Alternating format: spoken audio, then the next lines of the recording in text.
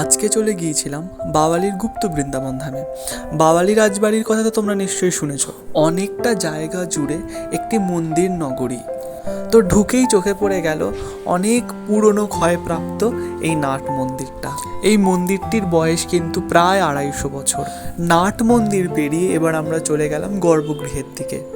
Budge Budge station থেকে নেমে অটোতে বা ট্রাকারে করে তোমরা চলে আসতে পারো এই বাওয়ালি এই গুপ্ত বৃন্দাবন মন্দিরে। ইনি হলেন এই মন্দিরের দেবতা শ্রী শ্রী রাধা বল্লভজি। আর পাশে যেই বিগ্রহগুলো দেখছো তারা কিন্তু এই মন্দিরে এসে রয়েছে, কারণ তাদের মন্দিরগুলো নতুন করে তৈরি করা হচ্ছে। মন্দিরের সেবায়তদের মুখে শুনলাম এই মন্দিরের দেবতারা কিন্তু খুব জাগ্রত। এরকম অনেক মিরাক্কেল কিন্তু ঘটিয়েছেন এই মন্দিরের দেবতারা।